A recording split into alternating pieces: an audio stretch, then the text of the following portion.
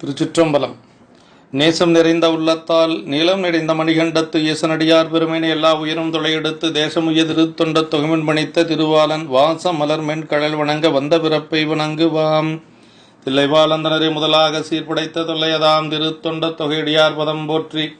ஒல்லை ஒரு புராணக்கதை உலகறிய விரைத்துரைத்த செல்லமொழி குன்றத்தூர் செக்கிழாரடி போற்றேன்.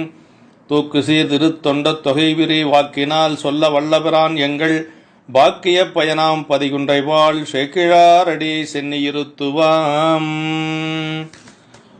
எல்லாம் வல்ல எம்பெருமான் அருள் தரும் பன்னார் மொழி நமர் திரு நனாவுடையாருடைய திருவடிகளை வணங்கி, எம்பெருமக்கள் நாயன்மாருடைய பொன்னார் திருவடிகளிலே மனமொழி மெய்களாலே வணங்கி, அடியனுடைய ஞானஸ்ரீ பெருந்தகையார் விஜயமேல சொக்கலிங்கையாவுடைய திருவடிகளை நீல நினைந்து, எம்பெருமான் கோட்புலி நாயனார் கலிய நாயனாருடைய திருவடிகளை வணங்கி அமைகின்றேன். அன்பார்ந்த சிவநாய செல்வர்களே, இன்று ஆடி மாதம் கேட்டை நட்சத்திரம். கலிய நாயனார் கோட்புலி நாயனார் இரண்டு பெருமக்களுக்கும் குருபூசை திருநாள். இன்றைய சிந்தனையாக நாம் கலிய நாயனாருடைய திருச்சரிதத்தை சந்திக்க இருக்கின்றோம்.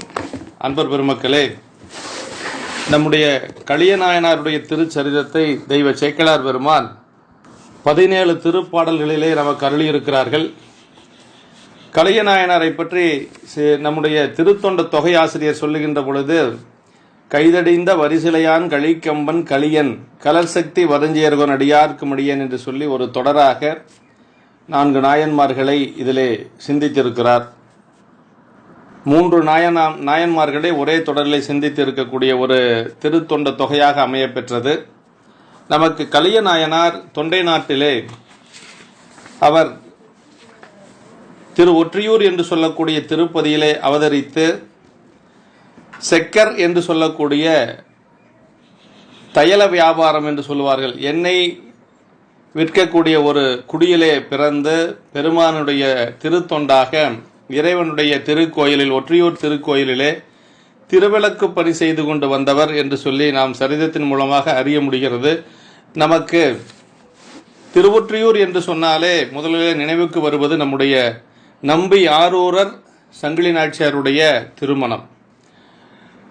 கையிலையில் அணிந்ததையாக இருந்த பெருமாட்டி உமையம்மனுடைய திருச்சேடியராக இருந்த அணிந்ததை அவதரித்த ஒரு பெருமையுடையது திருவொற்றியூர். திருவொற்றியூரிலே அவர் அந்த தலத்திலே தவம் செய்து கன்னிமாடம் அமைத்து தவம் செய்து கொண்டு இருந்த அந்த நிலையில் நம்முடைய நம்பிகள் அங்கு வழிபாட்டுக்காக வருகின்ற பொழுது அவரை விதியினாலே கண்ணுற்று இறைவனுடைய திருவருட்கருணையினாலே மனம் செய்ய பெற்றார் என்று சொல்லி நாம் ஏயர்கோன் கலிக்காம நாயனார் புராணத்திலே மிக விரிவாக சிந்தித்திருக்கிறோம். அந்த திருமணம் நடந்த சிறப்பை எல்லாம் நாம மிக விரிவாக சிந்தித்திருக்கிறோம். அவ்வளவு சிறப்பு பெற்ற ஒரு பதி தொண்டை நாட்டிலே அந்த திரு ஒற்றியூர் என்று சொல்லி சொல்லுவது. அங்கு தொண்டை நாட்டு சிறப்பிலே தெய்வ சேக்கிழார் பெருமான் அருளுகின்ற பொழுது திருக்குறிப்பு தொண்டை நாயனார் புராணத்திலே, மருட்கொடுந்தொழில் மன்னவன் இறக்கிய வரியை நெருக்கி முன் திரு ஒற்றியூர் நீங்க என்று ஒருத்தர்தம் கோயில் எழுதிய ஒருத்தர்தம் கோயில் என்று சொல்லி அந்த திருக்குறிப்பு தொண்டை நாயனார் புராணத்திலே அருளி இருக்கிறார்கள். அதாவது இந்த திருவொற்றியூரை, இந்த பகுதியை மந்ததாரா என்று சொல்லி ஒரு அரசன் ஆண்டு வந்தான் என்றும், அவன் நீண்ட நாட்களாக நோய்வாய்ப்பட்டு இருக்கின்ற பொழுது அவன் சோதிடர்களிடத்திலே அவன் கேட்கிற பொழுது, நீங்கள் என்னுடைய உயிர் நீங்க வேண்டும், இந்த துன்பத்தால் என்னால் வாழ முடியவில்லை என்று சொல்லி கேட்கிற பொழுது அவர்கள், நீங்கள் செய்து வரக்கூடிய சிவப்பணியை பாதியாக குறைத்தீர்கள் என்று சொன்னால் உங்களுடைய ஆயுள் குறைந்துவிடும் என்று சொல்லுகிறார்கள். அதன்படியே மன்னன் அரண்மனை கணக்கரை அழைத்து ஆணையிடுகிறான். இன்று முதலாக அனைத்து சிவாலயங்களுக்கும் நாம் செய்யக்கூடிய படித்தரத்தை பாதியாக குறைக்க வேண்டும் என்று சொல்லி ஆணையிடுகிறான். அதே போல கணக்கர்கள் அதை அரசு பதிவேட்டிலே எழுதி அவர்கள் வைக்கிறார்கள். அடுத்த நாள் அதை படிக்கச் சொல்லுகிறார் அரசன். அதை அரசவையிலே படிக்கின்ற பொழுது அந்த எழுதப்பட்ட வரியிலே நெருக்கி ஒற்றியூர் நீங்களாக என்று சொல்லி எழுதப்பட்டிருக்கிறது. இது யார் இப்படி எழுதினார்கள் என்று சொல்லி வினவுகின்ற பொழுது ஒருவரும் அதை செய்யவில்லை, ஒற்றியூர் பெருமானே அந்த செயலை செய்திருக்கிறார் என்று அறிந்து அதற்கு பிறகு அவர் பெருமானுடைய திருவருட்கருணையை நினைந்து அவர் உருகி பெருமானை வழிபாடு செய்கின்றார். அவருடைய நோயும் நீங்க பெறுகிறது. அவர் நீண்ட நாட்களாக அந்த நாட்டை ஆட்சி செய்கின்றார். பழையபடிக்கு அவர் படித்தரங்கள் எதையும் குறைக்காது நல்ல ஒரு சிவத்தொண்டு செய்து நீண்ட காலம் அந்த மந்ததரா என்று சொல்லக்கூடிய அரசன் அந்த நகரத்தை ஆட்சி செய்தான் என்று சொல்லி நமக்கு திருக்குறிப்பு தொண்டை நாயனார் புராணத்திலே தெய்வ சேக்கிழார் பெருமான் அருளி இருக்கிறார். மருட்கொடுந்தொழில் மன்னவன் இறக்கிய வரியை நெருக்கி முன் திருவொற்றியூர் நீங்க என்று எழுதிய ஒருத்தர்தம் கோயில் என்று சொல்லி அந்த புராணத்திலே அருளி இருக்கிறார்கள். அவ்வளவு சிறப்புடையது நம்முடைய இந்த ஒற்றியூர் என்று சொல்லக்கூடிய திருப்பதி. ஆதிசேடன் அங்கு வழிபாடு செய்திருக்கிறதாக சொல்லப்படுகிறது. வாசுகி என்று சொல்லக்கூடிய பாம்பும் இறைவனை வழிபாடு செய்து பெருமானுடைய திருமேனியிலே அந்த பாம்பினுடைய உருவம் அமைய பெற்றிருக்கிறது என்று சொல்லி சொல்லுவார்கள். தியாகேச பெருமான் அங்கு விளக்கம் பெற்றிருக்கக்கூடிய ஒரு திருப்பதியிலே அதுவும் ஒன்று என்று சொல்லி சொல்லுவார்கள். இப்படி திருத்தொண்டர் திரு அந்தாதியிலே நமக்கு நம்பியாண்டார் நம்பிகள் அருளுகின்ற பொழுது கம்பக்கரிக்கும் சிலந்திக்கும் நல்கிய கண்ணுதலோன் உம்பர்க்கு நாதற்கு ஒளி விளக்கு ஏற்ற உடலிலனாய் கும்பத்தையிலம் விற்று செக்குலன்றும் கொள்கூலியினால் நம்பற்கரித்த கலியொற்றி மாநகர் சக்கிரியே. அதாவது கலியநாயனார் செய்த ஒரு தொண்டினை வகை நூலாசிரியர் விளக்குகின்றார். அதிலே முதல் வரியிலே சொல்லுகின்ற பொழுது கம்பக்கரிக்கும் சிலந்திக்கும் நல்கிய கண்ணுதலோன் என்று சொல்லி தம்முள் பகை பூண்டு ஒழுகிய யானைக்கும் சிலந்தைக்கும் ஒருங்கே அருள் நல்கிய நுதல் கண்ணுடைய பெருமான். திருவானைக்கா சரிதத்திலே ஆனைக்கா அண்ணல் பெருமானுடைய அந்த அருட்கருணையை வியந்து இதிலே போற்றுகின்றார். கோச்சங்க சோழனாருடைய அந்த சரிதத்திலே இது வரக்கூடிய ஒரு இடம். இறைவன் யானைக்கும் சிலந்தைக்கும் ஒருங்கே அருள் செய்தான் என்று சொல்லி பெருமானுடைய பெருமையை சொல்லுகின்றார். அப்படிப்பட்ட பெருமானுக்கு ஒளிதரும் திருவிளக்கு ஏற்றுவதற்கு வேண்டும் பொருள் இல்லாததனாலே, அந்த விளக்கு ஏற்றுவதற்கு எண்ணெய் இல்லாததனாலே செக்கு ஓட்டி அதன் கூலியின் மூலமாகவும் இறைவருக்கு திருவிளக்கரித்த களியர் என்பவர் அவர் திருவொற்றியூரிலே வாழக்கூடிய செக்கார குலத்தை சார்ந்தவர் என்று சொல்லி செக்கர் குலத்தை சார்ந்தவர் என்று சொல்லி நமக்கு வகை நூல் ஆசிரியர் அருளுகின்றார். விரிநூல் என்று சொல்லக்கூடிய திருத்தொண்ட புராணத்திலே முதல் பாடலிலே நமக்கு சேக்கிழார் பெருமான் பேருலகில் ஓங்கு புகழ் பெருந்தொண்டை நன்னாட்டு நீருளவும் சடைக்கற்றை நிறுத்தர் திருப்பதியாகும் காருளவு மலர்ச்சோலை கன்னிமதில் புடை சூழ்ந்து தேருளவு நெடுவீதி சிறந்த திரு ஒற்றியூர். பேருலகில் ஓங்கு புகழ் பெருந்தொண்டை நன்னாட்டு என்று சொல்லி சொல்லுகிறார். அந்த உலகத்திலே, இந்த உலகத்திலே புகழினால் ஓங்கிய பெருமையுடைய தொண்டை நன்னாடு என்று சொல்லி பேருலகில் ஓங்கு புகழ் பெருந்தொண்டை நன்னாட்டு என்று சொல்லி சொல்லுகிறார். இந்த தொண்டை நாட்டினுடைய சிறப்புகளை நாம் திருக்குறிப்பு தொண்டை நாயனார் புராணத்திலே நிறைய நமக்கு சேக்கிழார் பெருமான் அருளி இருக்கிறார். அதை நம்ம விரிவாகவே நம்ம சிந்தித்திருக்கிறோம். அவ்வளவு சிறப்புடையது இந்த தொண்டை நாடு. அந்த திருக்குறிப்பு தொண்டை நாயனார் புராணத்திலே சொல்லுகின்ற பொழுது அங்கு இருக்கக்கூடிய அந்த மக்களுடைய ஒரு இயல்பை சொல்ல வருகின்ற பொழுது சேக்கிழார் பெருமான் நமக்கு அருளுவார்.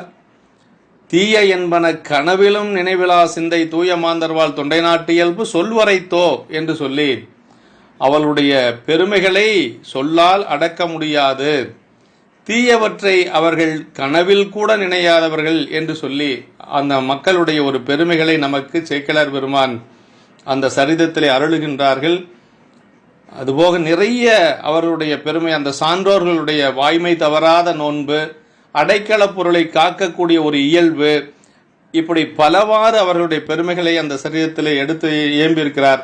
அதனால் இந்த உலகத்திலே புகழிலே ஓங்கிய பெருமையுடையது தொண்டை நன்னாடு. நம்முடைய ஆசிரியர் பெருமானார் குன்றத்தூர் கோமகனார் தெய்வ சேக்கிழார் பெருமான் அவதரித்ததும் இந்த பெருமை பெற்ற தொண்டை நாட்டிலே என்பது நமக்கெல்லாம் ஒரு பெருமையான ஒரு அருட்கொடை என்று சொல்லலாம்.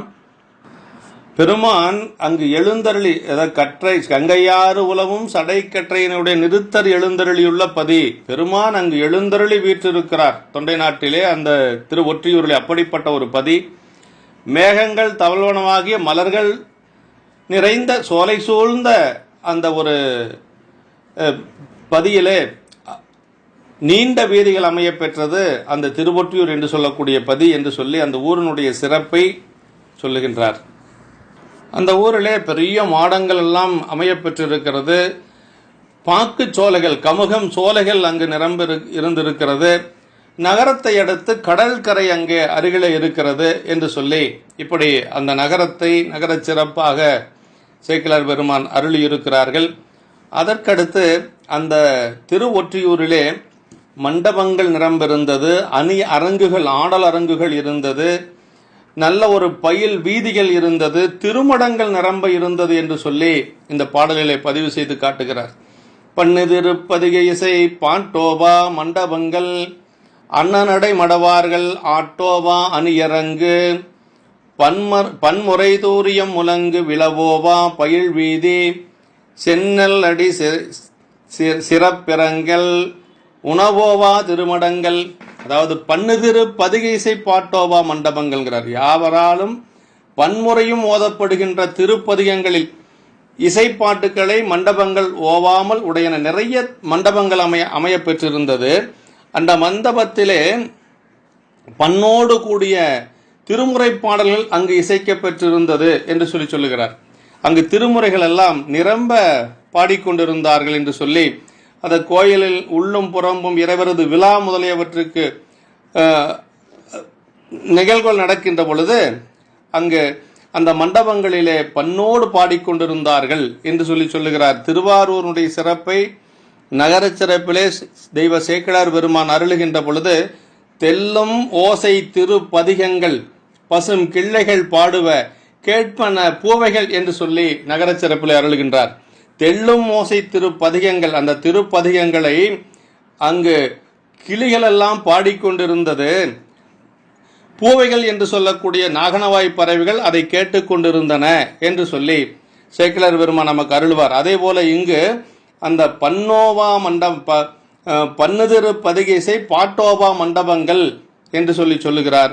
அதே போல அன்னநடை மடவார்கள் ஆட்டோபா அணியரங்கு என்று சொல்லி அங்கு அன்னம் போன்ற நடையுடைய பெண்களின் ஆடல்கள் அங்கு நிறைந்திருந்தது என்று சொல்லி அந்த ஆடல் பெண்களும் அந்த ஒற்றியூரிலே நிறையிருந்தார்கள் என்று சொல்லுகிறார். அந்த வீதிகள் எப்படி இருந்தது என்று சொன்னால் பன்முறை தூரியம் முழங்கும் விளவோவா பயில் வீதி என்று சொல்லுகிறார். அந்த வீதிகள், மக்கள் பயில்கின்ற வீதிகள் பல முறையாக சத்திக்கும் இயங்களின் முழக்குடன் கூடிய விழாக்களை உடையது. அந்த தெருக்களிலே விழாக்கள் சிறப்பாக நடந்து கொண்டிருந்தது என்று சொல்லி நமக்கு அருளுகின்றார். அதுபோக திருமடங்கள் அங்கிருந்தது. அந்த திருமடங்களிலே சென்னல் அரிசியால் சமைக்கப்பட்டு மலை போல குவியலாக்கிய அந்த உணவு பெருக்கத்தனை நீங்காமல் உடையன. அங்கு மடங்கள் இருந்தது. அது மடங்களிலே உணவு அப்படியே மலை போல் குவிக்கப்பட்டிருந்தது. அந்த உணவுகள் எல்லாம் சென்னல் அரிசியாலே ஆக்கப்பட்டிருந்தது என்று சொல்லி, ஏன்னா சென்னல் அரிசி தான் உயர்ந்த அரிசி. அது இறைவனுக்கு சென்னல் அரிசியே படைத்தவர் அறிவாள் தாய நாயனார். இங்கு இறைவனுக்கும் அவன் அடியார்களுக்கும் திருமடங்களிலே சென்னல் அரிசியால் அங்கு சமைத்து போட்டார்கள் என்று சொல்லுகிறார். நாட்டு சிறப்பிலே சோழ நாட்டினுடைய சிறப்பை சேக்கிழார் பெருமான் நமக்கு அருளுகின்ற பொழுது வீதிகள் விளவின் நாற்பும் விரும்பினர் விருந்தின் நாற்பும் சாதிகள் நெறியில் தப்பா தனையரும் மனையில் தப்பா நீதிய புல்லும் மாவும் நிலத்திரு புல்லும் மாவும் ஓதிய எழுத்தா மஞ்சும் உருவினி வரத்தா மஞ்சும் என்று சொல்லுவார். அதாவது வீதிகள் விழாக்கோளம் பூண்டு இருந்தது. ஒவ்வொரு மனையிலும் விருந்தினர்கள் வந்து கொண்டே இருந்தார்கள். விரும்பினர் விருந்தின் நாற்பும் சாதிகள் நெறியில் தப்பா, அந்தந்த குலத்தை சார்ந்தவர்கள் அந்த குல நெறிக்கு மாறுபடாது வாழ்ந்து கொண்டிருந்தார்கள். தனையரும் மனையில் தப்பா, பிள்ளை பேர் இல்லாத மனைகளே இல்லை என்று சொல்லக்கூடிய அளவுக்கு அந்த சோழ நாடு சிறப்பாக இருந்தது. நீதிய புல்லும் மாவும் நிலத்திரு புல்லும் மாவும், அங்க இருக்கக்கூடிய மிருகங்களும் பறவைகளும் கூட அந்த ஒரு நீதியோடு வாழ்ந்து கொண்டிருந்தது, அதனுடைய அந்த நிலையில இருந்து கொஞ்சம் கூட மாறாமல் இருந்தது என்று சொல்லி இன்னொன்று சொல்லுகிறார். ஓதிய எழுத்தா மஞ்சும் உருவினி வரத்தா மஞ்சும். அங்கிருந்த மக்கள் எல்லாம் திருவைந்தெழுத்தை ஓதிக்கொண்டிருந்தார்கள், பிணிகள் வருவதற்கு அங்கு அஞ்சியது என்று சொல்லி சோழ நாட்டினுடைய சிறப்பிலே நமக்கு சேக்கிழார் பெருமான் அருளுகின்றார். இப்படி அந்த ஊரிலே மண்டபங்கள், பாட்டோவா மண்டபங்கள் என்று சொல்லக்கூடிய திருமுறைகள் பாடக்கூடிய, பண்ணோடு பாடக்கூடிய மண்டபங்கள் நிரம்ப பெற்றிருந்தது. ஆடல் செய்யக்கூடிய அந்த அணி அரங்குகள் நிரம்ப இருந்தது. அதே போல விழாக்கள் மிகுதியாக இருக்கக்கூடிய அந்த வீதிகள் தோறும் விழாக்கள் நிரம்பி இருந்தது. உணவு, அதாவது அன்னச்சாலைகள் நிறைந்த அந்த மண்டபங்கள், திருமடங்கள் அங்கு நிரம்ப இருந்தது என்று சொல்லி அந்த ஒற்றியூருடைய சிறப்பை நமக்கு சேக்கிழார் பெருமான் அருளுகின்றார்கள். அப்படிப்பட்ட அந்த திரு ஒற்றியூரிலே அந்த சக்கரப்பாடி தெரு என்று சொல்லக்கூடிய ஒரு பகுதி இருக்கிறது. அந்த சக்கரப்பாடி தெருவானது எண்ணெய் ஆட்டி விற்கக்கூடிய, எண்ணெய் ஆட்டும் செக்கு தொழில் செய்யக்கூடிய அந்த மரபினர்கள் அங்கு வாழ்ந்து வருகிறார்கள். அப்படி அந்த சக்கரப்பாடி தெரு என்று சொல்லி அந்த திருவொற்றியூரிலே ஒரு தையல எண்ணெய் விற்கக்கூடியவர்கள் இருக்கக்கூடிய ஒரு பகுதி இருக்கிறது. அந்த குலத்தினுடைய ஒரு தவத்தினாலே, அந்த குலம் செய்த ஒரு தவத்தினாலே நம்முடைய நாயனார் அவதரித்தார் என்று சொல்லுகிறார். அக்குலத்தின் செய்தவத்தால் அவனி மிசை அவதரித்தார், மிக்க பெரும் செல்வத்து மீக்கூற விளங்கினார், தக்க புகழ் களியனார் எனும் நாமம் தலை நின்றார், முக்க நிறை வாக்குரிமை திருத்தொண்டின் நெறிமுயல்வார். இதார் கலியநாயனாருடைய அவதார பாடல். அந்த செக்கர் குலம் செய்த ஒரு தவத்தின் காரணமாக, அந்த முன்னை தவத்தின் பயனாக இந்த பூவுலகிலே வந்து அவதரித்தவர் இந்த நாயனார் என்று சொல்லுகிறார். இவர் மிகுந்த பெரிய ஒரு செல்வத்திலே மேலோங்கி விளங்கினார் என்று சொல்லுகிறார். அவர் மிகுந்த ஒரு செல்வந்தராக வாழ்ந்து வருகிறார். அவர் தகுதியாகிய களியனார் என்னும் பெயர் பூண்டு சிறந்து நின்றார். அவருடைய திருப்பெயர் களியனார் என்று சொல்லி இந்த புராணத்திலேயே சொல்லுகின்றார். அப்படி 3 கண்களுடைய அந்த சிவபெருமானுக்கு உரிமையாகிய திருத்தொண்டின் நெறியிலே அவர் வாழ்ந்து வந்தார் என்று சொல்லி, பெருமானுக்கு திருத்தொண்டு செய்யக்கூடிய, அந்த திருவிளக்கு தொண்டு செய்யக்கூடிய பணியிலே மிகச்சிறந்து விளங்கினார் என்று சொல்லுகிறார். இதுல அக்குலத்தின் செய்தவத்தால் அவனிமிசை அவதரித்தார் என்று சொல்லி அந்த நாயனார் அவதரித்தது அந்த குலம் செய்த ஒரு பெரும் தவம், முன்னை தவம், குலத்தவர் செய்த முன்னை தவம் என்று சொல்லுகிறார். கண்ணப்ப நாயனாருடைய சரிதத்திலே நாயனார் அவதரித்ததை பற்றி சேக்கிழார் அடிகள் அருளுகின்ற பொழுது, காணவர் குலம் விளங்க தத்தைவால் கருப்பம் நீட என்று சொல்லுவார்.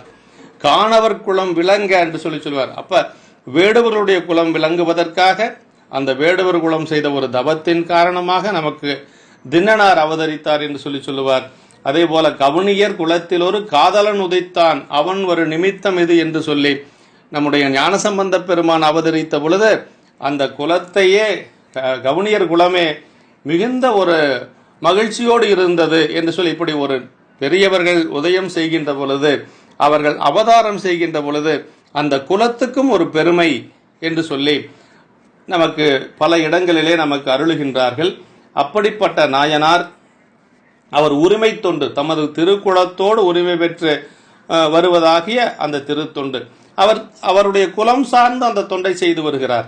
அவருடைய குலம் எண்ணெய் விற்கக்கூடிய ஒரு குலம், தைல விற்பனை என்று சொல்லக்கூடிய அந்த குலம், அந்த தொழில் செய்கின்றவர்கள்.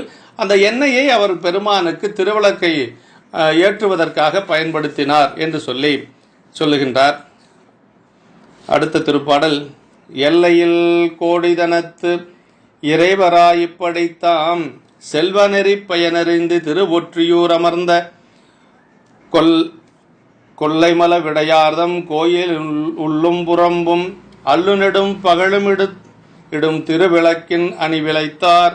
இப்படி அளவற்றதாகிய பல கோடி செல்வத்துக்கு அதிபராகி, அந்த காலத்திலே பாருங்க, கோடி தனத்து இறைவரா இப்படித்தாம்ங்கிறார். பல கோடிக்கு செல்வத்துக்கு அதிபதியாக இருந்த கலியநாயனார் அவர் இத்தன்மைத்தாகிய செல்வம் அந்த வழியின் பயனை அறிந்து, இந்த செல்வத்தினுடைய பயன் என்ன என்பதை அறிந்து அவர் பெருமானுக்கு தொண்டு செய்கின்றார்.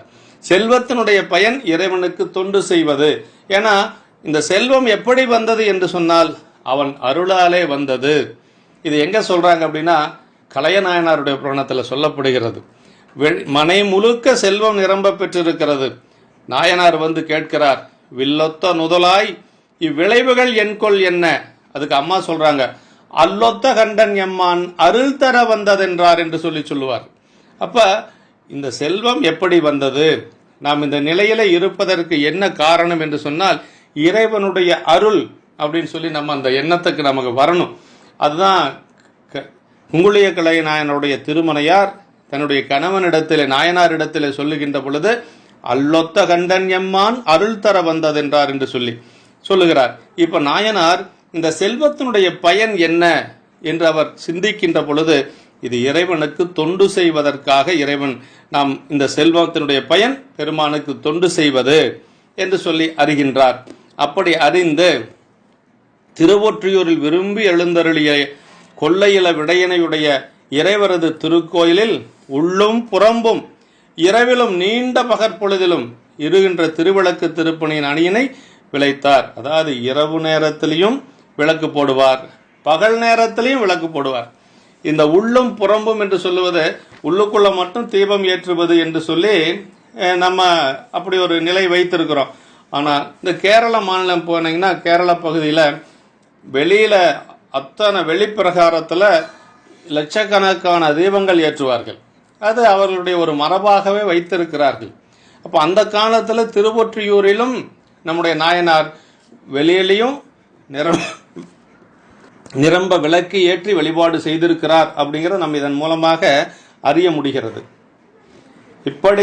இப்படித்தாம் செல்வநெறி பயனறிந்து இவ்வாறாக தாம் பெற்ற செல்வம் வந்த வழியின் பயனை அறிந்து வந்த வழியாவது முன்பு சிவனை பூசித்த நிலை. இப்ப இந்த செல்வம் எப்படி வந்ததுன்னா போன பிறப்புல நாம இறைவனை பூசித்ததனாலே அவனை வழிபாடு செய்ததனால் வந்தது. அதன் பயனாவது சிவனையும் அவன் அடியார்களையும் பூசித்தலால் அழியும் பொருளை அழியாமல் செய்வது. இப்ப இந்த செல்வம் எப்படி வந்தது என்று சொன்னால் அவர் எப்படி உணர்றாருன்னா போன பிறப்புல பெருமானை வழிபாடு செய்ததனால் வந்தது. இந்த செல்வம் என்று சொல்லுவது உலகியல் செல்வம் என்று சொல்லுவது அழியக்கூடியது.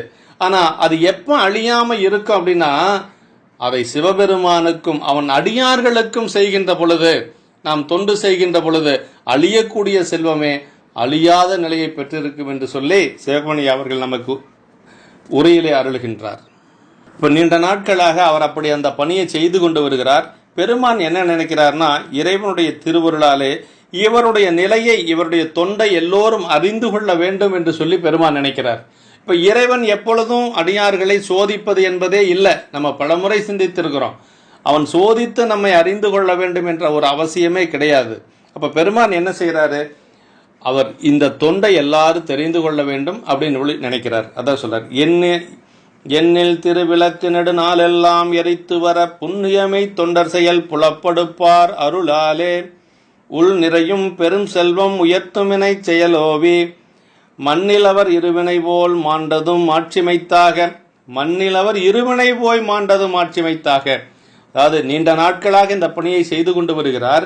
எண்ணில்லாத திருவிளக்கு நீண்ட நாட்கள் முழுமையும் எரித்து வரவே சிவபுண்ணியத்தின் உரைப்புடைய அந்த மெய்த்தொண்டரின் செயலை உலகறிய செய்வாராகிய இறைவரது திருவருளினாலே, இறைவனுடைய அந்த திருவருளினாலே உள்ளே நிறைந்து மீக்கூர்ந்த பெரிய செல்வமானது, பெரிய செல்வந்தர், பெரிய கோடீஸ்வரர், அந்த செல்வமானது மேலும் பெருக நிகழும் தொழில் செய்தல் நீங்கவே.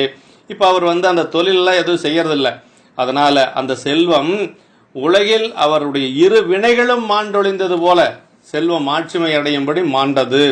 அதாவது அவருடைய இரு வினைகள் எப்படி அழிந்ததோ, நல்வினை தீவினை என்று சொல்லக்கூடிய இரண்டு வினைகளும் நீங்கணும். அந்த இருவினை ஒப்பு வரணும். நல்வினை தீவினை, நல்வினையும் பிறப்புக்கு ஏதுவாக இருக்கக்கூடியது. அப்ப நல்வினையின் பயனாகிய இன்பம், தீவினையின் பயனாகிய துன்பம், இந்த ரெண்டையும் ஒன்று போல கருதுவதுதான் இருவினை ஒப்பு.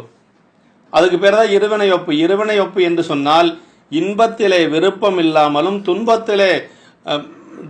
துன்பத்திலே நமக்கு வெறுப்பு இல்லாமலும் இருக்கக்கூடிய நிலைதான் இருவினை ஒப்பு. அந்த இருவினை மாண்டது போல இப்ப நாயனாருக்கு அந்த நிலை ஏற்பட்டது என்று சொல்லுகிறார். இப்ப பெருமான் அதாவது என்ன சொல்ல, புண்ணியமை தொண்டர் செயல் புலப்படுப்பார் அருளாலே அப்படிங்கிறார். இந்த தொண்டர்களுடைய செயலை உலகத்தவர்கள் அறிந்து கொள்ள வேண்டும் என்று சொல்லி பெருமான் செய்வார். இது திருநீலகண்ட நாயனாருடைய புராணத்தில் சாமி வரக்கூடிய அந்த வயதான கோலத்திலே அவர் அந்த ஓடு கொண்டு வந்து கொடுப்பதற்காக வருகின்றார். அதை எப்படி சேக்கிழார் பெருமான் நமக்கு சொல்லுகிறார் என்று சொன்னால், தொண்டரை விளக்கம் காண நன்னறி இதுவாம் என்று ஞாலத்தோர் விரும்பியுய அன்னறி காட்டு மாட்டால் அருட்சிவ யோகியாகி என்று சொல்லி முதல் சரிதம் தனியடியார்ல முதல் சரிதம் திருநீலகண்ட நாயனார் சரிதம்.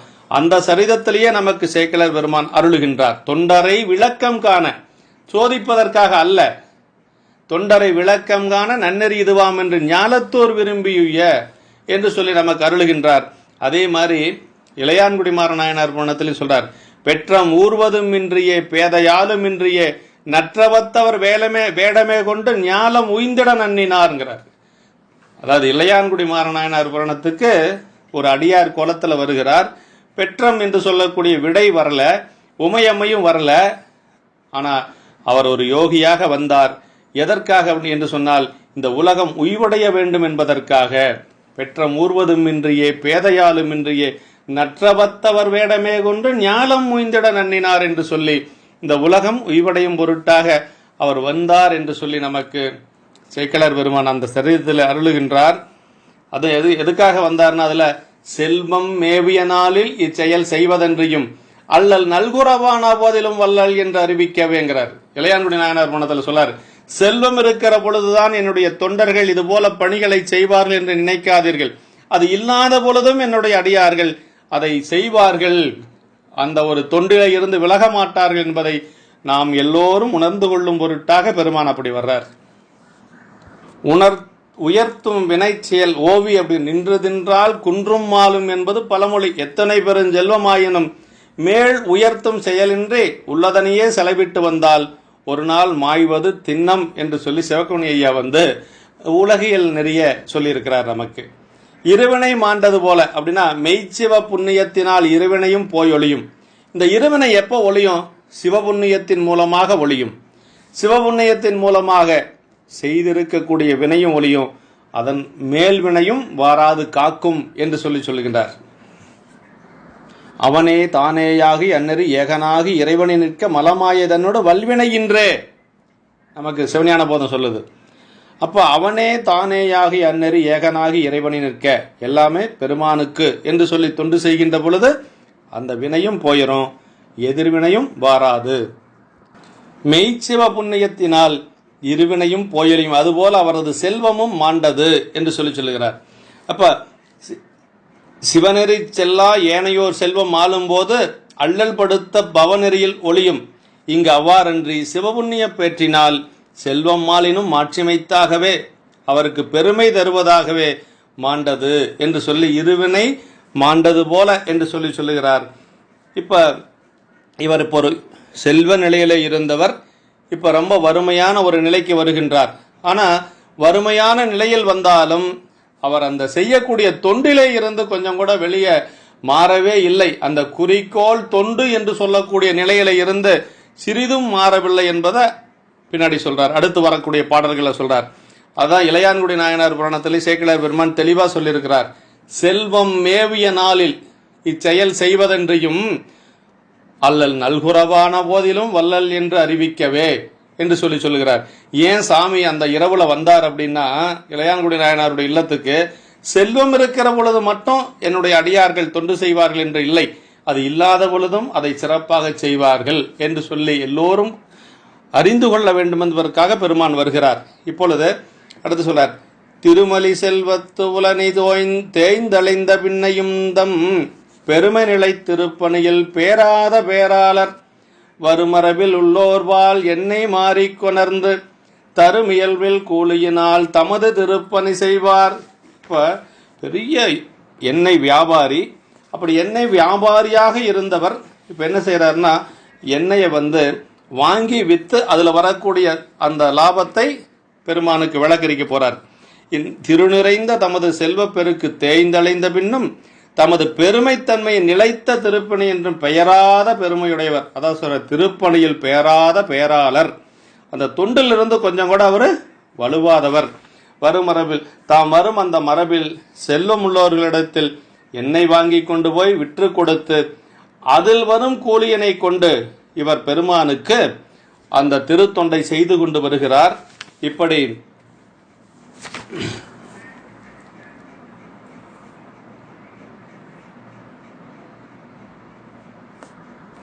அப்படி அந்த எண்ணெய் கொடுப்பவர்கள் கொஞ்ச நாளை கொடுக்கிறாங்க. அதற்கு பிறகு அவர்கள் எண்ணெய் கொடுப்பது இல்லை. அப்புறம் எண்ணெய் கொடுக்காததனால அவர் மனமுடைந்த அந்த நாயனார் செக்காட்டக்கூடிய இடத்திலே, அந்த செக்கு ஆடக்கூடிய இடத்திலே பணி செய்து அதனால் வரக்கூடிய கூலிகளை கொன்று இந்த திருப்பணியை செய்கின்றார். அதுவும் போதவில்லை. இப்ப என்ன செய்யறாருன்னா, அவரே அந்த மாடுகளை பூட்டி அந்த செக்கை ஓட்டக்கூடிய திருப்பணியை செய்கிறார். செக்கு நிறை எல்லாட்டி பதமறிந்து திலதையிலம் பக்கமெள மிக உழன்றும் பாண்டில் வரும் எரு துய்த்தும் தக்கதொழில் பெருங்கூலி தாம் கொண்டு தாளாமை மிக்கதிரு விளக்கிட்டார் விழுத்தொண்டு விளக்கிட்டார்.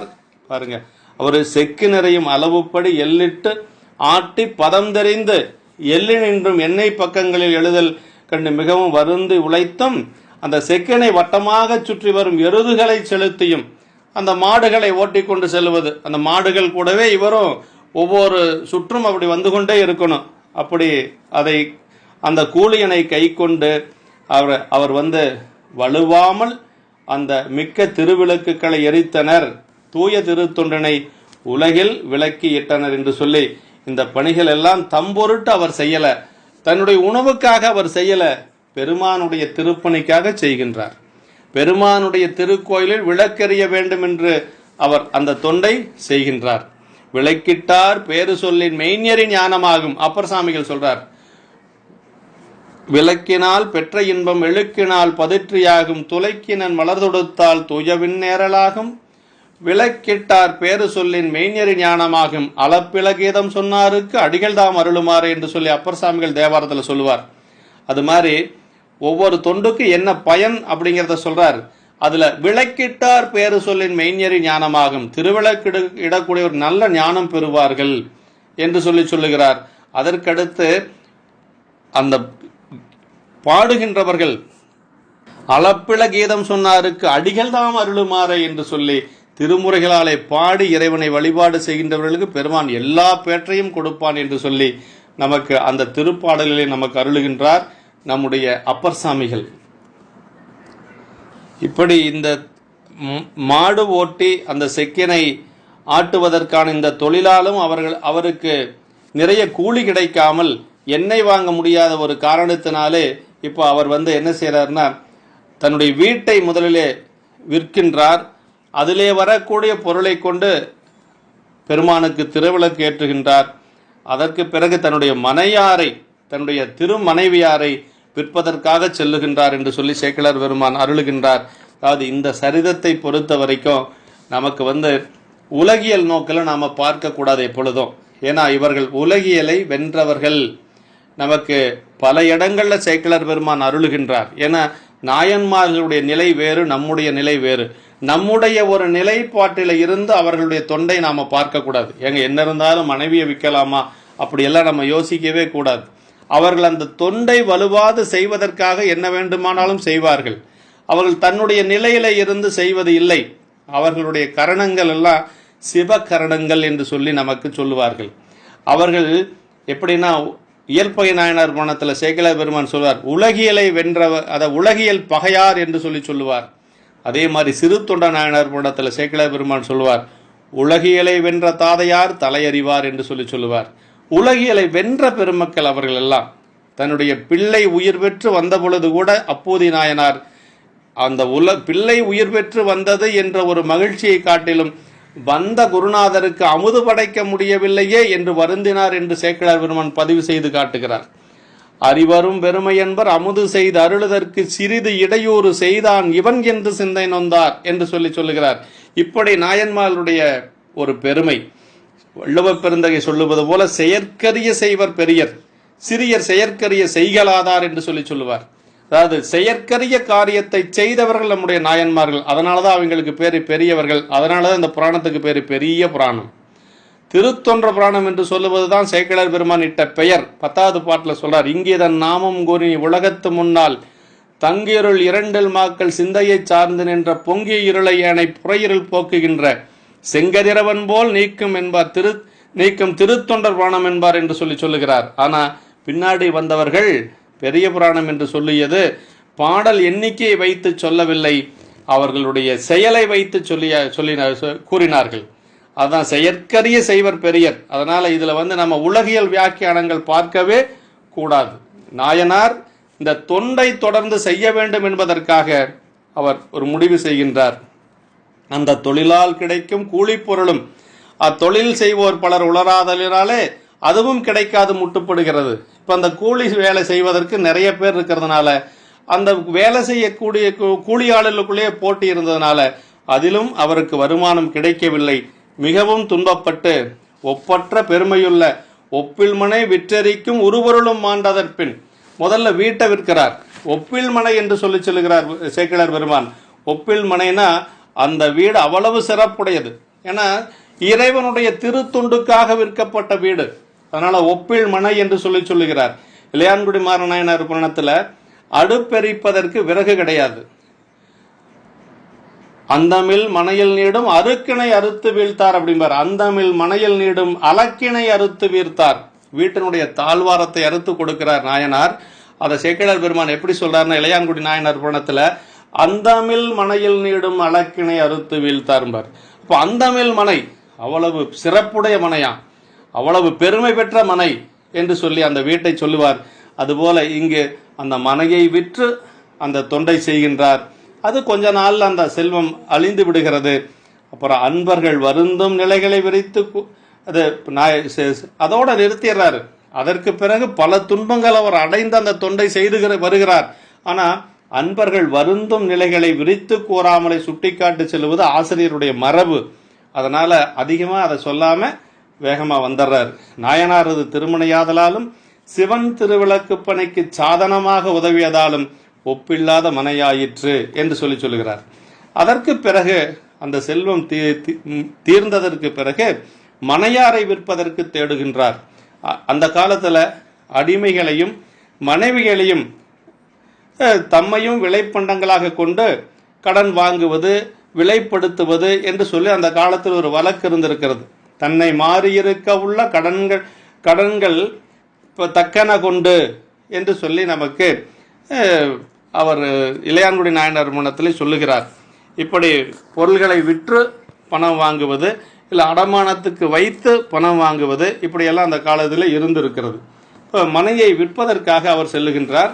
அது சொல்றார், மணமகிழ்ந்து மனைவியார் தமை கொண்டு வல நகரில் தனமளிப்பார் தமையெங்கும் கிடையாமல் தளர்வெய்தி சினவிடையார் திருக்கோயில் திருவிளக்கு பறிமுட்ட கனவினும் முன் பறியாதார் கையறவால் எய்தினார். அவர் இந்த திருப்பணி முட்டுப்பட்டு விடும், இந்த திருப்பணி முட்டுப்பட்டு விடும் என்று சொல்லி அவர் கனவிலே கூட நினைக்கவில்லையா. பாருங்க, ஒரு திருப்பணி செய்து கொண்டிருக்கக்கூடிய அடியார்கள் அந்த பணி முட்டுப்பட்டது என்று சொன்னால் தன்னுடைய உயிரை கூட பொருட்படுத்த மாட்டார்கள். அறிவாள் தாய நாயனார் புராணத்திலே அந்த பணி முட்டுப்பட்டது என்று சொல்லி அவர் அந்த வயலிலே விழுந்து தன்னுடைய ஊட்டியை அறுக்க முற்பட்டார். அதே போல நம்முடைய கணம்புள்ள நாயனார் விளக்கெரிக்க முடியவில்லையே என்று சொல்லி தன்னுடைய முடியையே எரித்ததாக நாம் வரலாற்றின் மூலமாக சரிதத்தின் மூலமாக அறிய முடிகிறது. அன்றாடம் செய்து வரக்கூடிய தொண்டு முட்டுப்பட்டால் நம்முடைய நாயன்மார்கள் அதை தாங்கிக் கொண்டு பொறுத்து கொண்டு இருக்க முடியாது என்பது நம் பல சரிதங்கள் மூலமாக நாம் அறிய முடிகிறது. இப்போ அவர் மனமகிழ்ச்சியுடனே தன்னுடைய மனைவியாரை கொண்டு அந்த வளமுடைய அந்நகரின் கண்ணே பொருள் கொடுப்பார்களை எங்கும் கிடைக்காமையினாலே எல்லாரிடத்திலும் சென்று கொடுத்து பொருள் கேட்கிறார். யாரும் பொருள் கொடுக்கவில்லை. அது அவருடைய மனைவியாரை ஏற்றுக்கொள்ளவில்லை. அப்ப இறைவரது திருக்கோயில் விளக்கு பணி முட்டுதலை இதன் முன்பு கனவிலும் அறியாத அந்த நாயனார், இது இந்த பணி நாம் செய்து கொண்டிருக்கக்கூடிய பணி முட்டுப்பட்டு விடும் என்று சொல்லி அவர் கனவிலே கூட நினைக்கவில்லை. அப்படி நினைக்காத அந்த கனவிலும் அறியாத நாயனார் வேறு செயலற்ற தன்மையினாலே நேராக அவர் திருக்கோயிலுக்கு வருகின்றார். சொல்றார், வளநகரில் தனமளிப்பாரை கிடையாமை திருவருளால் நேர்ந்ததன்று நகரில் உள்ளார் அது வளமின்மையால் ஆனது அன்று. அந்த நகர் வளமையான நகர், நல்ல செல்வந்தர்கள் இருக்கக்கூடிய நகர், அந்த சக்கரப்பாடி என்று சொல்லக்கூடிய அந்த நகர். ஆனா தனம் அளிப்பவர்கள் நிறைய இருக்கிறாங்க. ஆனா திருவருள் காரணமாக அந்த நகரில் யாரும் அவருடைய மனைவி வாங்கவில்லை என்று சொல்லுகிறார். திருவிளக்கு பனிமுட்ட கனவினும் முன் அறியாதார்கிறார். முட்டும் நிலையினை முன்பு கனவிலும் அறியாமை அப்படிங்கிறார். இதன் முன் தம் வாழ்நாள் எந்நாளினும் நனவில் கண்டு அறியாமை என்று கனவில்தானும் அறியாத நிலைங்கிறார். கனவிலும் நினைவிலா சிந்தை தூய மாந்தர்வாள் தொண்டை நாட்டு இயல்பு சொல்வரைத்தோ தீய என்பன கனவிலும் நினைவிலா தூய நிலை சிந்தை தூய மாந்தர் அப்படின்னு சொல்லுவார். அது மாதிரி கனவில் கூட இவர் நினைச்சு பார்த்ததில்லை, இந்த தொண்டு நின்று போயிரும் சொல்லி அவர் அப்படி நினைத்தது. மனமகிழ்ந்து இந்த உலகியன் மேம்பட்ட அன்பு நெறி வழக்கு உலகியல் நிலையில் வைத்து காணத்தக்கது அன்று இயற்பகை நாயனார் வரலாற்றினை நுட்பமும் இங்கு வைத்து காணத்தக்கது.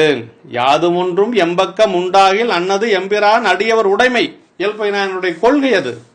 எந்த ஒரு பொருள் என்னிடத்தில் இருக்குமானால் அது அடியாருக்கு உடைமையான பொருள் அப்படின்னு சொல்லி வாழ்ந்து வந்தவர் மனைவியை கேட்டார், கொடுத்தனன் என்று சொல்லி சொன்னார். அவ்வளவுதான். அப்ப அவருடைய உரைப்பு, அவருடைய தொண்டு, அவருடைய குறிக்கோள் அவ்வளவுதான். அதனாலதான் ஆரம்பத்திலேயே சேக்கிழார் பெருமான் உலகியல் பகையார் அப்படின்னு சொல்லி சொன்னார்.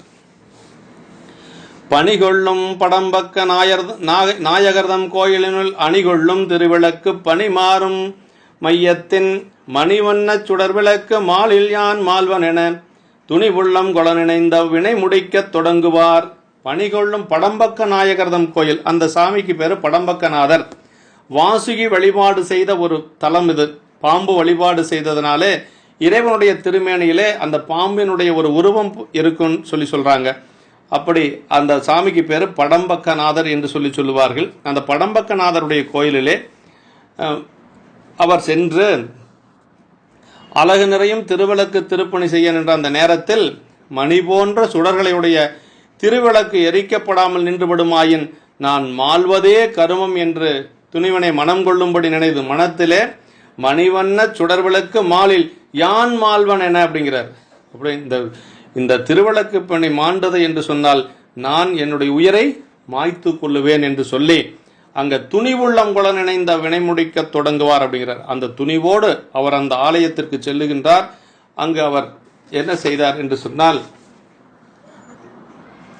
அதாவது கொள்ளும் கொண்டரலும் பணிகொள்ளும் என்று சொல்லுகிறார். சீயேதும் இல்லாதன் செய்வணிகள் கொண்டரலும் தாயான ஈசர்க்கே சென்றுவதாய் கோத்தும்பி என்று சொல்லி அந்த பணியை பற்றி சொல்லுகின்றார். படம்பக்க நாயகர் திருவொற்றியூர் பெருமானுடைய திருப்பெயர்.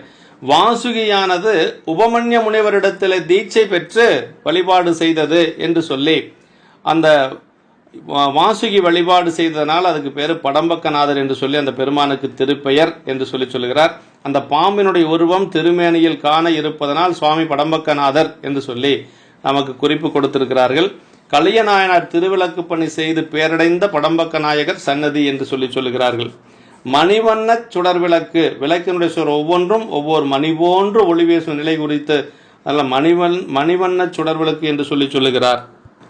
அதான் சொல்றோம், ஒளி விளக்கு மாலில் யான் மால்வன் என துணிவு அப்படின்னு சொல்றார். அப்ப சிவதர்மங்கள் செய்யக்கூடிய நியமமாக செய்யும் சிவதர்மங்கள் முட்டுப்படின் தாம் உயிர் வாழாது இறந்துபடுதல் உயர்ந்தோர் மரபு. மூர்த்தி நாயனார் சந்தனக்காப்பு அந்த தரும் நியமத்திற்கு தவறு நேர்ந்த போது தன்னுடைய கையில் இருக்கக்கூடிய மூளை வெளிப்படும் அளவு முழங்கையை கற்பாறைகளை தேய்த்தார். அறிவாள் தாய நாயனார் தன்னுடைய ஊட்டியை அறிய முற்பட்டார். இப்படி பெரியவர்கள் அவர்கள் அந்த உரைப்போடு தொண்டு செய்து வந்தார்கள் என்று சொல்லி நாம் அறிய முடிகிறது. அடுத்து என்ன செய்தார்னா ஆலயத்திற்கு சென்று விட்டார். ஆலயத்திற்கு சென்று அப்படியே திருவிளக்குகளை எல்லாம் பரப்பி வைத்து அதிலே திரியை இட்டு விடுகிறார். ஒவ்வொரு விளக்கிலும் திரியை இட்டு அதற்கு இப்ப திரியை இட்டாச்சு, இப்ப நெய் வேண்டும். அந்த நெய் இல்லாதனால இப்ப என்ன செய்ய போறார் அப்படின்னா தன்னுடைய உடம்பினுடைய அந்த உதிரத்தை கொண்டு நிரப்புவது என்று சொல்லி அவர் கழுத்தை அறிய முற்படுகிறார். அந்த இந்த திருப்பாடல். திருவிளக்கு திரியிட்டங்கு அகழ் வரப்பி செயல் நிரம்ப ஒரு வெண்ணெய்க்கு ஈடாக உடல் உதிரம் கொடு நிறைக்க கருவியினான் மிடரறிய அக்கையை கண்ணுதலார் பெருகுதிரு கருணையுடன் நேர் வந்து பிடித்தருளி. அப்படியே இப்ப திருவிளக்கு நிரப்பியாச்சு, திரியும் போட்டாச்சு. அதுல எண்ணெய் வேண்டும். அந்த எண்ணெய் இல்லை, என்ன செய்யறது? அதனால தன்னுடைய உதிரத்தின் மூலமாக இதை நிரப்ப வேண்டும் என்று சொல்லி ஊட்டியை அறிய முற்படுகின்றார். அந்த அறிந்தறார். அப்பொழுது பெருமான் வந்து அவருடைய கையை கருணையோடு பிடித்து விடுகிறார். என்னங்க, ரத்தத்தில் எல்லாம் விளக்கு எரியுமா அப்படின்னா, இதற்கு முன்னாடி நமினந்தியடிகளுடைய புராணத்தில் தண்ணீரிலே விளக்கு எரிந்திருக்கிறது. சங்கு தீர்த்தம் என்று சொல்லக்கூடிய அந்த திருவாரூரிலே தண்ணீரால் விளக்கெறிய நீரால் விளக்கெறிந்த நமினந்தி என்று சொல்லுவார்கள். அதே போல இந்த ரத்தத்தில எல்லாம் விளக்கெறியுமான் அப்படியெல்லாம் நாம் சிந்திக்க கூடாது. இந்த இடத்திலே அவர் பெருமான் மீது வைத்திருந்த அன்பு, அந்த தொண்டின் மீது வைத்திருந்த உரைப்பு, இதை தான் நம்ம பார்க்கணும். இங்க நம்ம ஆராய்ச்சிகள் எல்லாம் செய்யக்கூடாது. அப்படி அவர் தன்னுடைய கழுத்தை அறியவே அவ்வாறு அறியும் கையினை நுதல் கண் பெருமான் பெருகும் திரு கருணையோடு நேராக வெளிப்பட்டு வந்து அக்காரியம் செய்ய விடாமல் பிடித்தருளினார். அப்படியே பெருமான் இப்பொழுது அவரை அந்த செயல் செய்யாது அவர் அப்படியே அதை பிடித்து விடுகிறார். பெருமான் பிடித்து விடுகிறார். மற்றவர்தம் முன்னாக மலைமிடைவேல் எழுந்தருள உற்ற ஊர் அது நீங்கி ஒளி விளங்க உச்சியின் மேல் பற்றிய அஞ்சலியினராய் நின்றவரை பரமர்தாம் பொற்புடைய சிவபொறியில் பொழிந்திருக்க அருள் புரிந்தார். பெருமான் எப்படி அருள் செய்கிறார் பாருங்க. இப்படி அவர் தொண்டினை செய்ததனால அவர் முன்பு இளமை பொருந்திய இடபத்தின் மேல் எழுந்தருளி நிற்க பெருமான் அப்படியே இடபத்தின் மீது இப்பொழுது காட்சி கொடுக்கிறார். அறிதலினால் பொருந்திய அந்த புண் நீங்கி ஒளி பெற்று, உண்மையிலேயே அந்த கழுத்தை அறிந்திருக்கிறார். அந்த புண் நீங்கி அந்த ஒளி பெற்று அப்படியே கைகளை அஞ்சலியாக குவித்து நின்று அந்த நாயனாருக்கு சிவபெருமானார் அழகிய சிவலோகத்தில் விளங்க வீற்றிருக்கும்படி அருள் புரிந்தார். தன்னுடைய சிவலோகத்திலே விளங்க வீற்றிருக்குமாறு பெருமான் இப்பொழுது அருள் செய்கின்றார் என்று சொல்லுகிறார். அடுத்தது அவர் அந்த நாயனாருக்கு இடபத்தின் மீது காட்சி கொடுத்து என்றும் மாறாதிருக்கக்கூடிய அந்த சிவபுரியிலே இருக்குமாறு சிவலோகத்தில் விளங்க வீற்றிருக்கும்படி அவர் பெருமான் அருள் செய்கின்றார். நாயனார் இப்பொழுது அந்த தொண்டின் மூலமாக என்றும் திரும்பி வாராத அந்த சிவலோக பதவியை இறைவனுடைய திருவருளாலே அடைய பெறுகின்றார். அடுத்த திருப்பாடல்ல தேவர் பிரான் திருவிளக்கு செயல் முட்டமிடறிந்து மேவரிய வினை முடித்தார் கலல் வணங்கி வியனுலகில் யாவரெனாது அறநடியார் தம இகழ்ந்து பேசினரை நாவரியும் சத்தியார் திருத்தொண்டின் நலமுறைப்பாம். அடுத்து தேவர்பிரான் திருவிளக்கு செயல்முட்ட மிடரறிந்து அந்த தேவர்கள் பெருமானாக இருக்கக்கூடிய இறைவரது கோயிலில் எரிக்கும் திருவிளக்கு பணி முட்டியதனால் தமது கழுத்தை மிடற்றை அறிந்து பொருந்துவதற்கரிய வினையனை செய்து முடித்த கலியநாயனாரின் திருவடி தாமரைகளை வணங்கி அந்த திருவடியின் துணையாலே பரந்த உலகத்திலே யாராக இருந்தாலும் சிவனடியார்களை இகழ்ந்து பேசினால் அவளுடைய நாவை அறிந்து பணி செய்த சத்தியநாயனாருடைய அந்த திருத்தொண்டை சொல்ல வருகின்றோம் என்று சொல்லி வரலாற்றை சொல்லுவோம் என்று சொல்லி அடுத்த சரிதத்துக்கு தோற்றுவாய் செய்கின்றார். இந்த பாடலோடு 17 பாடல்களோடு இந்த சரிதத்தை நிறைவு செய்து காட்டுகிறார் தெய்வ சேக்கிழார் பெருமான். அன்பர் பெருமக்களே, திருவிளக்கு பணி எவ்வளவு சிறப்புடையது என்பதை நமக்கு பல இடங்களிலே நாம் பார்க்க முடிகிறது. இந்த கலியநாயனார் திருவிளக்கு பணி செய்து பேரடைந்த பெருமகனார் கணம்புள்ள நாயனாரும் பெருமானுக்கு திருவிளக்கு பணி செய்து பேரடைந்தவர். நமினந்தி அடிகளும் இறைவனுக்கு ஆலயத்திலே உள்ளும் புறம்பும் திருவிளக்கு பணி செய்து இறைவனுடைய திருவடி பேர் அடைந்தவர் என்று சொல்லி, இப்ப விளக்கிட்டார் பேரு சொல்லின் மெய்ஞரி ஞானமாகும் என்று சொல்லி அப்பர் சாமியினுடைய அந்த திருவாக்கு கிடங்க நாம் ஏதாவது ஒரு சிவபுண்ணியம் செய்ய விரும்பினோம் என்று சொன்னால் குறைந்தது ஒரு பெருமானுடைய ஆலயத்திலே ஒரு திருவிளக்காவது இட்டு நாம் பெருமானுக்கு தொண்டு செய்ய வேண்டும் என்று சொல்லி இந்த சரிதத்தின் மூலமாக நாம் அறிய முடிகிறது. அதே போல தொண்டை செய்கின்ற பொழுது செல்வம் இருக்கின்ற பொழுதும் செய்ய வேண்டும், அது இல்லாத பொழுதும் இறைவனுக்கு அந்த தொண்டை வலுவாது செய்ய வேண்டும். அதுதான் உண்மையாக பெருமானிடத்திலே அன்பு இருப்பதற்கு ஒரு அடையாளமாக சொல்லப்படுவது. செல்வமுள்ள காலத்தில் உரைப்புடன் பணி செய்வோருக்கு வறுமை வருதல் அவ்வுரைப்பினில் உறுதிப்படுத்தி உலகறிய செய்ய இறைவர் வைக்கும் ஒரு அருட்செயல் என்று சொல்லுகின்றார். அதாவது மெய்வருந்து செய்யும் தொழில் கூலி கொண்டும் தமது பணி செய்தல் பெரியோர் பாலை காணும் தன்மை அறிவால் தாய நாயனார் சரிதம் போன்ற சரிதங்களை நாம் நினைத்து பார்க்க வேண்டும், சிந்தித்து பார்க்க வேண்டும். எப்படி இருந்தாலும் தாம் செய்து வரக்கூடிய தொண்டிலே எந்த ஒரு முட்டும் வரக்கூடாது என்று சொல்லி நம்முடைய நாயன்மார்கள் உரைப்போடு செய்திருக்கிறார்கள்.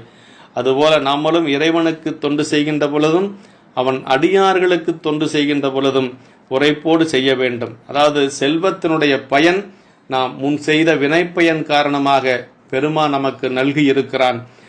இறைவன் கொடுத்த அந்த செல்வமானது, அதாவது அந்த அழியக்கூடிய ஒரு செல்வம் எப்போ அழியாத தன்மையை பெறும் என்று சொன்னால், சிவபெருமானுக்கும் அவன் அடியார்களுக்கும் நாம் செய்யக்கூடிய பதிவுண்ணியத்தின் மூலமாகத்தான் அது அழியாத நிலையை பெறும் என்று சொல்லி இந்த சரிதத்தின் மூலமாக நமக்கு தெய்வ சேக்கிழார் அடிகள் உணர்த்துகின்றார் என்று சொல்லி நாயனாருடைய திருவடிகளை சிந்தித்து தெய்வ சேக்கிழார் பெருமானுடைய பொன்னார் திருவடி தாமர்களை வணங்கி நிறைவு செய்கின்றோம். என்றும் இன்பம் பெருகு முயல்வினால் ஒன்று காதலித்து உள்ளமும் ஓங்கிட மன்றுளாரடியார் அவர் வான்புகள் நின்றதெங்கும் நிலைவுலகலாம். திருச்சிற்றம்பலம்.